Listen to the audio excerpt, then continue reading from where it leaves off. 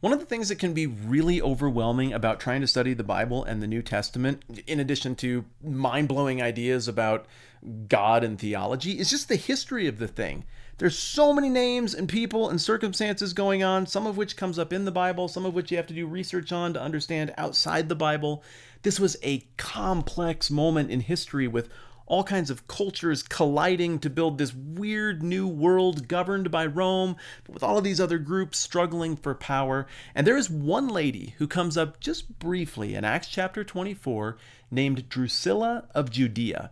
And I think she is a super interesting character because in her life and decision making, and even in her death, she epitomizes this bizarre time in history against which the story of Jesus and the early church are set.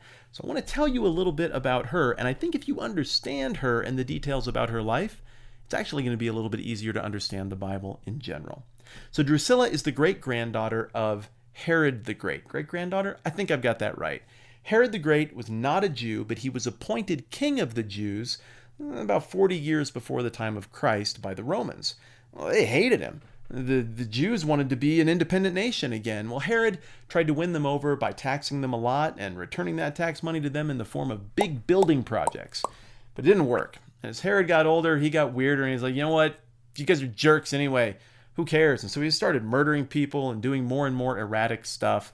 The time Jesus was born, he went and murdered a bunch of babies. The guy was nuts. And when he died, people were happy to see him go. But a king's a king, and so his descendants would sit on the throne in one way or another of different parts of Judea for about the next 70 years. Well, this guy named Herod Antipas is a descendant of Herod the Great, and he's the Herod who we read about in most of the New Testament. He's the one who had the hearing with Jesus and was like, I don't know, whatever, and gave him back to Pilate, and Pilate made his decisions regarding Jesus' fate. He dies, and his nephew is a guy named Herod Agrippa I, and he comes up in Acts chapter 12. He's the Herod who executed James the disciple and the one who died by being eaten by worms in fantastic fashion. Well, his daughter is Drusilla of Judea. So you can see she's a part of a really important family. I mean, she's royalty for all intents and purposes, but she's not Roman royalty. She's pseudo-Jewish royalty ruling over Jewish people on behalf of invading Romans. Weird, right?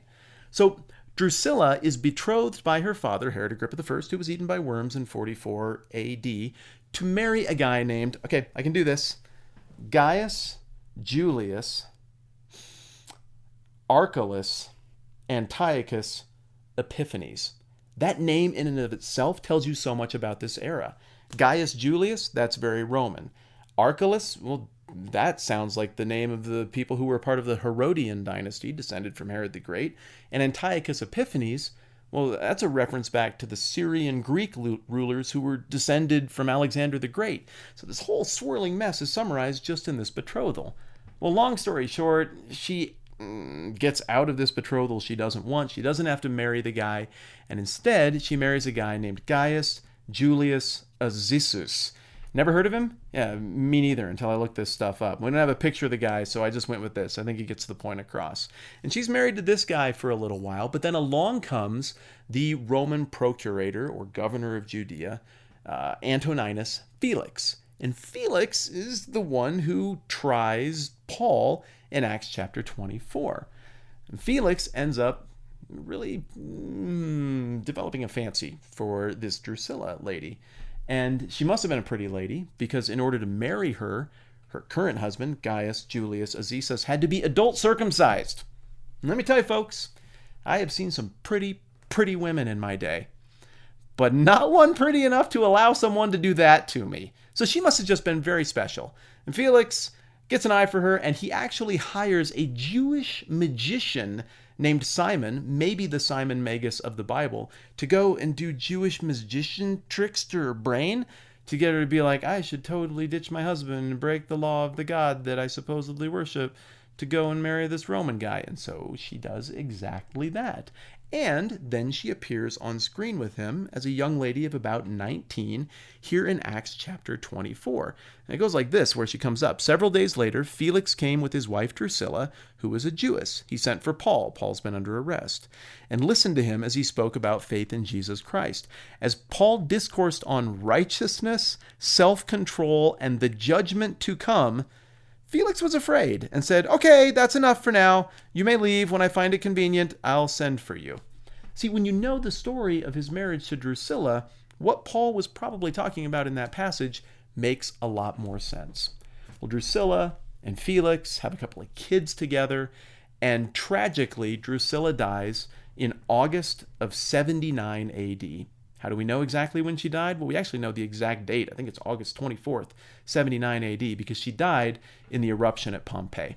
And so any number of those plaster casts that you see when you go to Pompeii or look at the pictures could be Drusilla or her kid. This is a lady who was born into an impossible situation in an impossibly complex moment in history, and she had a foot in all of these different worlds, and really was kind of a pivot point around which all of this swirling, crazy moment in history pivoted. Drusilla, kind of interesting. Who knew?